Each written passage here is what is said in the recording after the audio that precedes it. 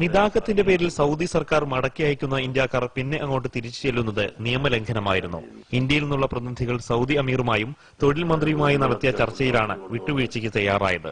പിന്നീട് നിയമവിധേയമായി വരാൻ അവരുദ്ദേശിക്കുന്നുവെങ്കിൽ ഇവിടെ വരുന്നതിന് തടയരുതെന്നുള്ള അപേക്ഷയായിരുന്നു ഞങ്ങൾ കൊടുത്തത്. അത് ഏകദേശം ഗവൺമെന്റ് സ്വീകരിച്ചതായിട്ടാണ് നമ്മുടെ അറിവ്. വിസയും രേഖകളുമില്ലാതെ പിടിയിലാവുന്ന ഇന്ത്യക്കാരെ ഏറെക്കാലം ജയിൽ അടയ്ക്കുന്ന പതിവും ഉണ്ടായിരുന്നു. നിതാഖത്തിന്റെ പേരിൽ ഇപ്രാവശ്യം പിടിയിലാവുന്നവരെ ജയിൽ ഇടാതെ കഴിയും വേഗം നാട്ടിലേക്ക് അയക്കാമെന്ന ഉറപ്പും ലഭിച്ചിട്ടുണ്ട്. അപേക്ഷ കൊടുത്തതിൽ പറഞ്ഞ പ്രധാനപ്പെട്ട ഒരു കാര്യം, അഥവാ നിതാഖാത്ത് നിയമമനുസരിച്ച് സ്പോൺസറെ ശരിപ്പെടുത്താൻ സാധിക്കാത്തതുകൊണ്ട് നാട്ടിലേക്ക് പോകേണ്ടി വന്നാൽ അവരെ ജയിലിലിട്ട് അടക്കാതെ പെട്ടെന്ന് നാട്ടിലെത്തിക്കാനുള്ള സൗകര്യം ചെയ്തു കൊടുക്കണമെന്നും ജോലി നഷ്ടമായെത്തുന്നവർക്ക് വീടുകളിൽ എത്താനുള്ള സൗകര്യങ്ങളും പിന്നാലെ ജീവിതമാർഗവും ഉണ്ടാക്കണമെന്നും കാന്തപുരം ആവശ്യപ്പെട്ടു. മനോരമ ന്യൂസ്, കോഴിക്കോട്.